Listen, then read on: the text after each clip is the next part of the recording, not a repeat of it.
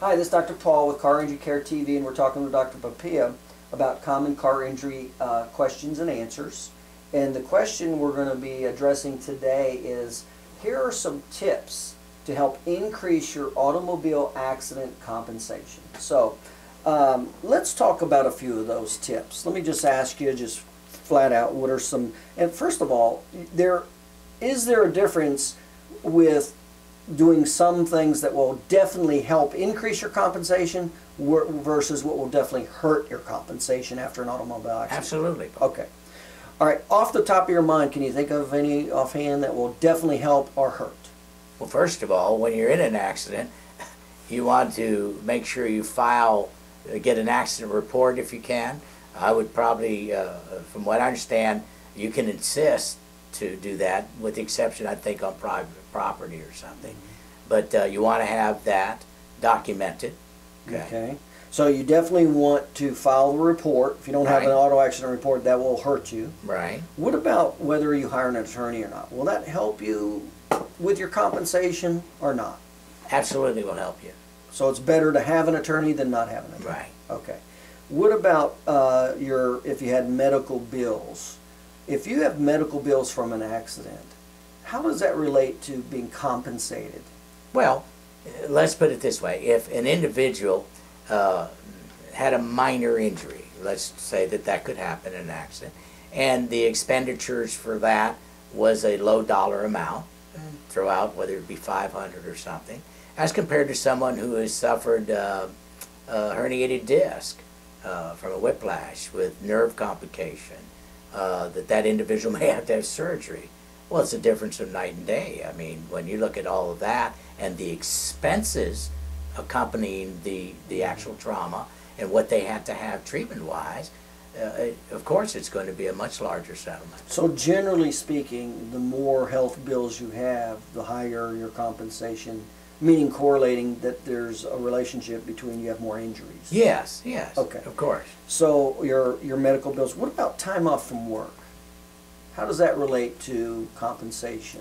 Well, again, the more complicated the injury, you may have to have a longer time of treatment, rehabbing, time away from work.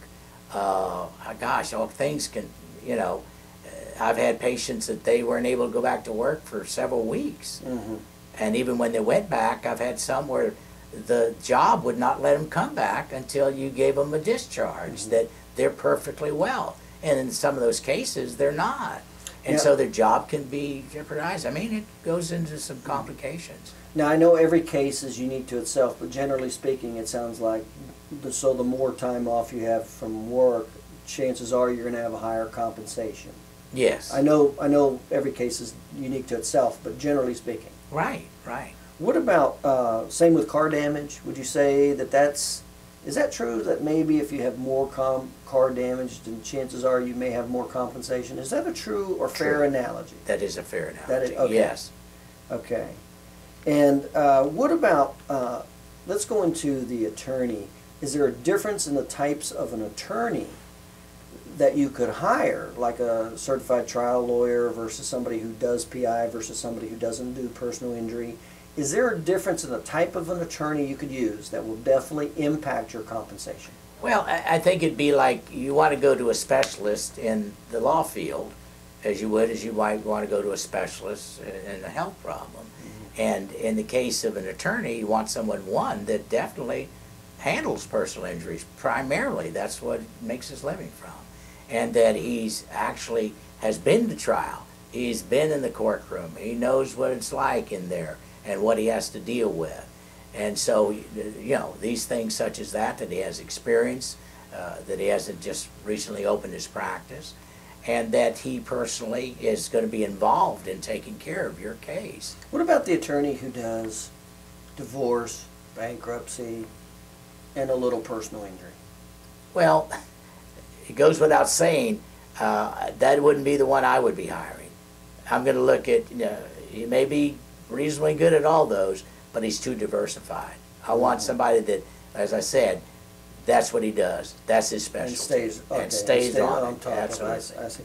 What about, what's a certified trial lawyer, and how can that help with compensation? Well, as I said, a certified trial lawyer is one who appears before in the courtroom. He he is there and knows how the complications of presenting material, proving the evidence for his client, and that he's been in that situation. Again, he's now there's this additional education and training with. From my understanding, there is. Yes. Yeah. So it sounds like it would be definitely more beneficial also to have a certified trial lawyer versus a non-certified trial. Is it fair to say that your chances of a higher compensation are greater with a certified trial lawyer? Yes. Okay.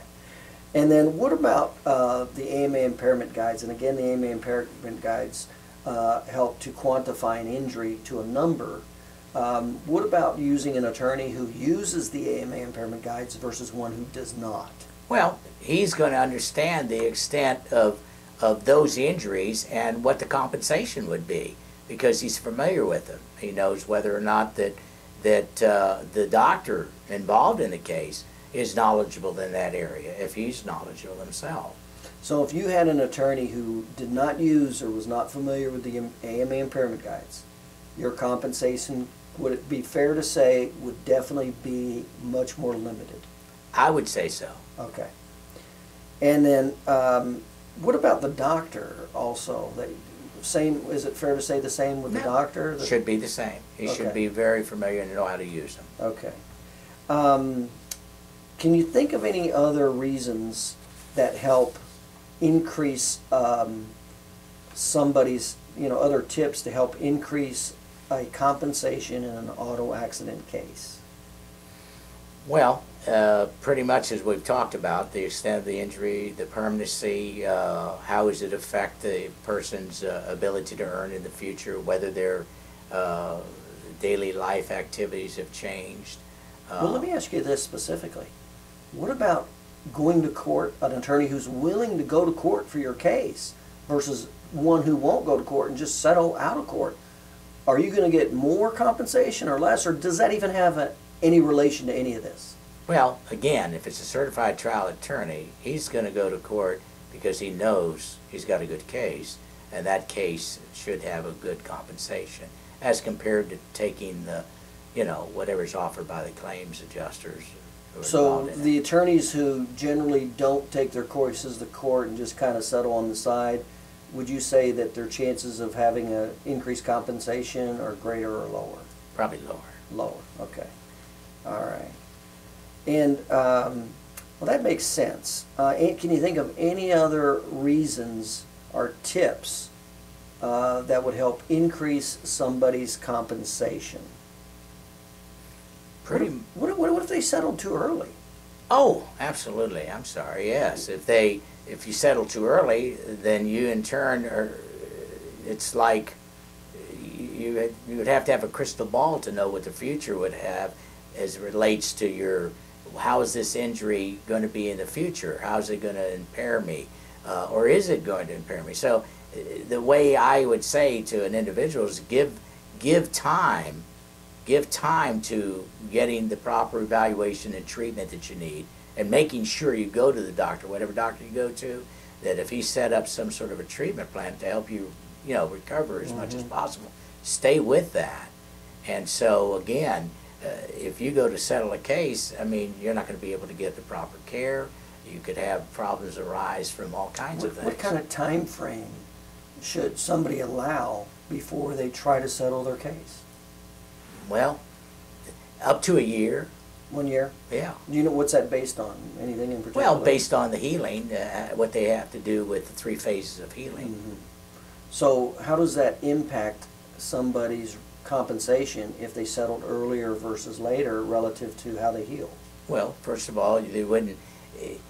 How one heals, okay. Now, definitely a younger person may heal a little faster as compared to older, but still, the tissue has to restore itself to as healthy and normal as it can, and that can take up to a year. Mm-hmm. So if you were to settle a case, let's say in 2 months or so after you've had an injury, it'd be way too premature.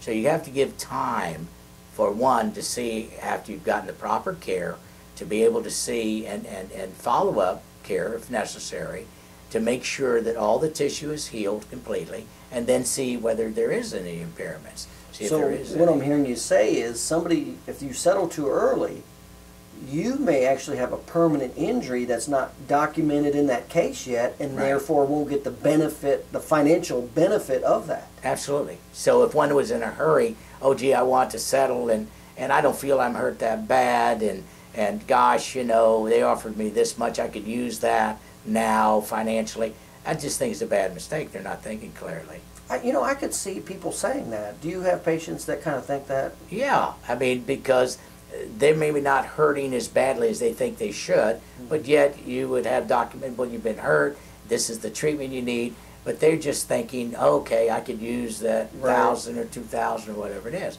And I think it's foolish, but you know. And that'll actually hurt their compensation because you don't know how much more damage or permanent damage there is because they haven't finished healing. Right, and I've had cases like I've seen to where they've had an accident in the past, and I said, well, what kind of care have you got?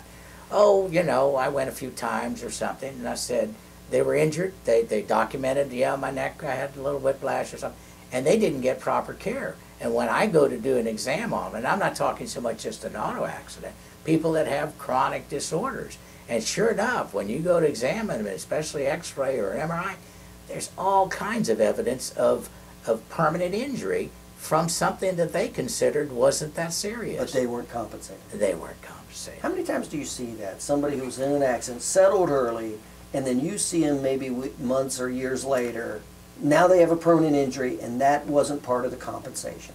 I don't have an exact number, of course you couldn't, but let me say it's extremely common.